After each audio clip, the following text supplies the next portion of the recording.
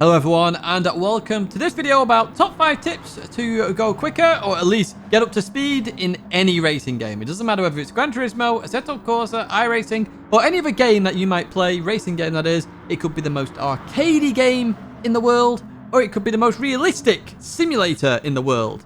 These tips should help you on any of these in order to get up to speed or at least get quicker once you are up to speed. So obviously we have a driving school which is very focused and very detailed that we've produced. It's got lots of episodes in there, you know, about braking, about accelerating, lots and lots and lots of hours in there for you to research. But this is all about 5 tips that I use. I use these in order to go quick at any circuit.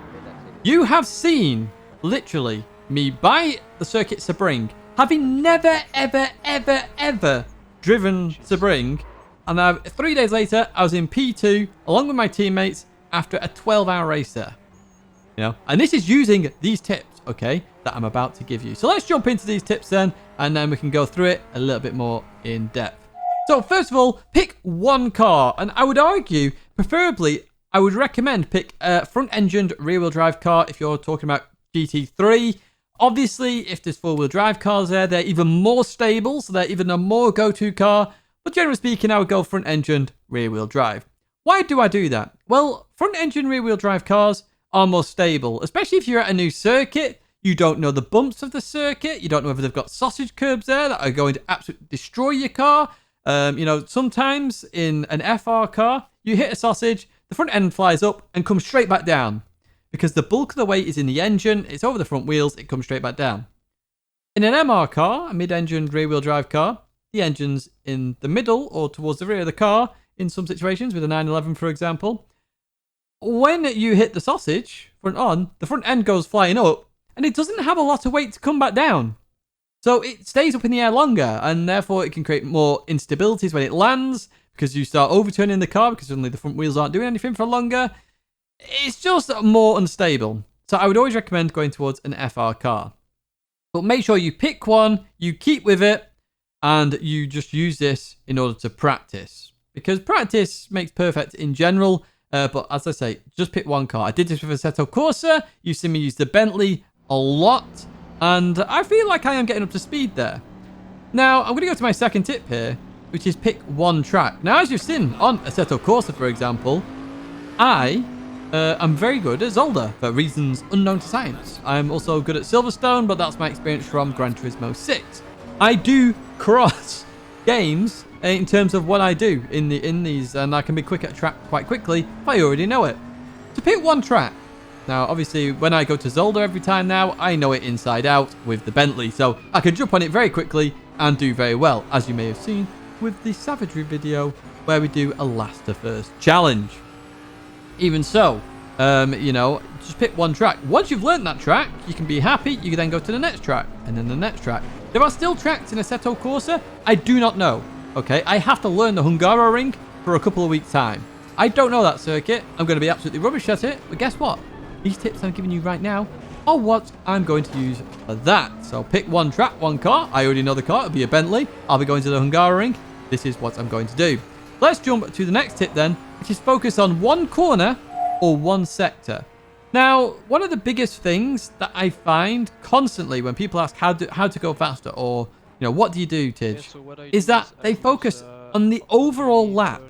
Now, focusing on an entire lap is too hard. It's too difficult. How can you ever perfect the whole lap all in one go? You can't. Start off with the little things, small details, okay?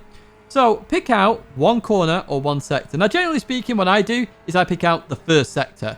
I look at the first sector. It could even be the first corner in some situations. I know at Fuji sometimes I just really want to get that first corner nailed, so I know the rest of the lap will be better. So pick out a corner or a sector, okay? And just focus on that. Forget about the rest of the lap. You know, do that first corner or first sector, and then just do the rest of the lap, whatever, and then come back round, and then boom, you've got a delta there as well, and then focus on that one corner again, on one sector. And you can keep doing that. Obviously, you've got a delta there, so you'll be able to see if the lap's improving or not. Obviously, sometimes you might then do an amazing last sector and improve the lap, and then your first sector's atrocious, but at least you've got a delta there to compare. Now, what you can then do is pick out brake markers, which is tip number 4. Now, I always get a little bit of a laugh from when everyone always says, in the weekly race guides for Gran Turismo, White Van Man, White Van Man. Well, guess what? White Van Man is so helpful. Because there's all these white vans in Gran Turismo, you can use as brake markers. But it's not just white vans. At Monza, I use trees. In Monza, in both Gran Turismo and Assetto Corsa Competizione, I use the same trees as brake markers. The same. This is 2 completely different games. One on PlayStation, one on PC, and I use the same brake marker. And when I was talking about earlier, Silverstone, guess what? At Silverstone, from Gran Turismo 6 to Assetto Corsa Competizione, I use the same brake markers. Because generally speaking, all these games want to get the track very similar to the real thing as possible. So guess what? The brake markers generally don't really change. So once you've learnt them, you're golden. So pick out brake markers and always use them. Because what will happen is you'll start getting very consistent at that corner. And guess what? When you're consistent at that corner, you can go on to the next corner or next sector. And so on and so forth. You suddenly have a lap together. You know where to brake on every single corner. And guess what? That's when you can start to improve that little bit more. Because then this whole cycle starts again. Because once you've done a lap, and let's say you're 3 seconds off the pace, you're like, right, okay, I'm consistent all throughout the lap. I can constantly get 158 deads, but the aliens are doing 155 deads. Right, okay. What do I need to do? Well, here's the next tip. Research. YouTube is an amazing place now. You know, you can go and have a look at laps on the internet. Everyone uploads their laps nowadays. You can go and have a look. I've done it before now as well. I think my last one was the Assetto Corsa when I think it's called a Hottie, and I was at Alton Park. You can go and research laps. In Gran Turismo, you can load ghosts of fellow players and literally follow them around or load the replay and actually look at what they're doing and where they're braking. Now, sometimes the braking can be slightly off. Just a caveat here, the Gran Turismo braking, they don't brake as late as it looks like. Just not the braking about 5 meters back, and that's where they're actually braking. But even so, do your research. Because guess what? If you know you're consistent at one circuit, you've picked out the one car, you've picked out the one track, you've picked out all the corners and sectors and picked out your brake markers fine, you're consistent, but you're 3 seconds off the pace, you then go back to corner number 1. And now you try out braking yourself and going, can I make this work by braking a bit later? Can I make this work by coming off the brake earlier? Can I make this corner better by going a little bit faster through the corner? And guess what? You then stay consistent for the rest of the lap. And what do you know? You know if it's faster or slower each and every lap. Try it 5-10 times. If you're going slower every single lap, you know it's not going to work out. You can try something else. They are my 5 tips. Very simple tips. I realise that. But we do have a very detailed driving school there if you want to have a look at that. But these tips are what I use. So when I jump on Assetto Corsa, for example, I jump on a brand new track. You see me join Paul Ricard and Kyle Army on stream, literally trying to learn the circuit. Misano as well, same principle. I had one car, which was the Bentley. We then did one track, Misano. I will never learn 2 tracks in the same night. You will probably notice this quite a lot in Assetto Corsa as well as I go through that game. I then focus on one corner or one sector. So I'll pick out turn 1. I'll then try and focus on turn 2. And quite quickly, as long as I get a brake marker, I can then go to the next corner, and next corner, and next corner. Suddenly I've done a lap. I then start trying to improve it where I can. As you get better and better and better at this, you may want to do 2 or 3 corners in a lap because you understand deltas and where you are gaining and losing time. I'm constantly picking out brake markers. Can I use brake signs? Can I use a tree? Can I use White Van Man? Can I use a photographer just in the middle of nowhere like I do at Bathurst? Can I use a lamppost? Can I use speak? What can I use? And there's loads. There's absolutely loads there that you can use as brake markers. And again, I will go and research and find out what the lap times that aliens are doing. Okay, what the sector times? Okay, this is what I need to focus on. And then I'll pick out a given sector or corner where I need to improve. And that is it. They are literally my 5 tips. Very, very easy tips. Something just to reference and go back to in the future if you want to come back to this video. And that is what I do at Sebring.